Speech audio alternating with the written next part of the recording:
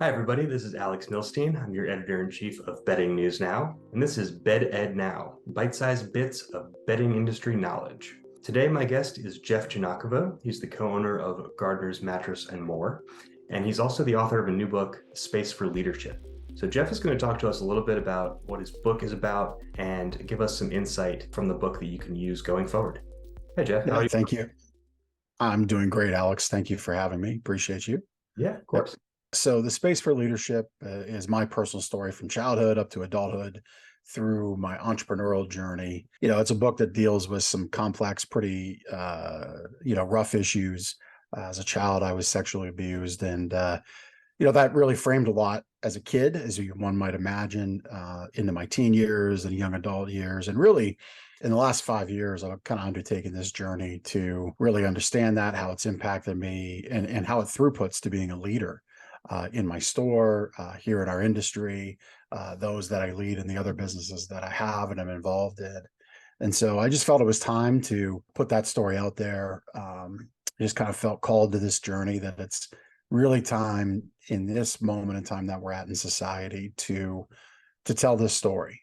And so that's what's brought us here today. Yeah, it sounds like a pretty brave thing to write about, and share with the masses. What kind of made you want to write the book about it? Yeah, I mean, I felt, when I say I felt called by higher power for sure, just felt these nudges that it was time to kind of stand in that strength. And that's a weird thing to say about that kind of abuse. There's two beliefs that I have. One is that God will do no harm. And that is, I can understand, for some folks, very hard to hear if you think about someone that has a child with cancer, or someone loses a loved one due to a tragic car accident. Mhm. That's a statement that is very heavy, but it's a statement that requires an immense amount of faith. And so I sit with that every day. And then the other part is that what happens to us happens for us. And so for me, it might be very odd for somebody else to say that, even though what happened was terrible, awful, evil, any word you want to use to describe it, I believe that that evil was, I was put in front of it to stand with it and be powerful with it, stand in a gap, talk about it, and give others strength. Not just because we might share that exact common bond, but because I share a bond, I'm sure, with so many others that have something that affected them as a child, as a young person, that they have a hard time getting over. They have a hard time accepting, and it really transcends their life and dictates who they become. And I'm here to say that that can be left behind. We can't forget it, but it can be left behind. I talk about in the book how I think of it like a suitcase. Some days it's a big old rucksack. It's hard to handle, hard to carry. Other days you can pack up those thoughts in a neat little package, right? And you can set it down, but you can't forget it. Yeah. Some days you got to carry it. Some days you can walk by it. But I believe those two things, that there is no harm, and ultimately, because of that, you can find strength and power and the ability to heal others, and in doing so, find healing for yourself, which is really the journey that I'm on. Yeah, absolutely.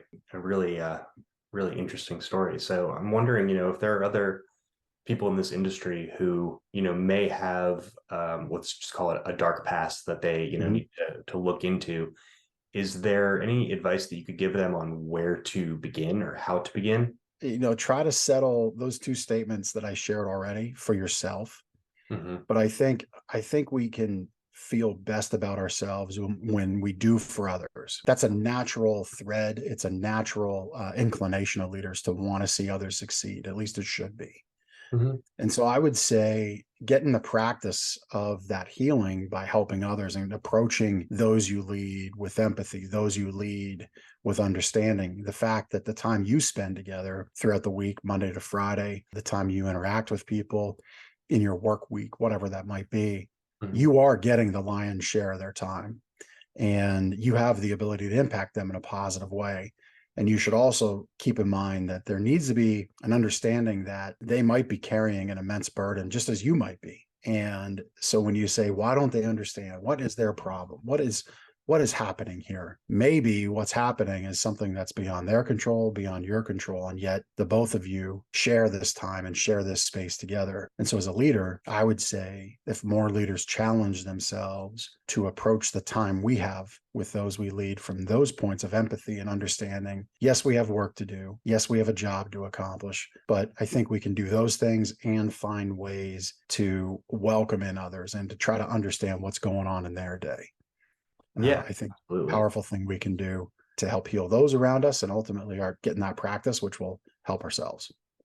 Yeah, really strong message. Thank you so much for joining us today, Jeff. Really great to Oh, have you're you. welcome. I hope you have a great day. Yep, you too. Thank you.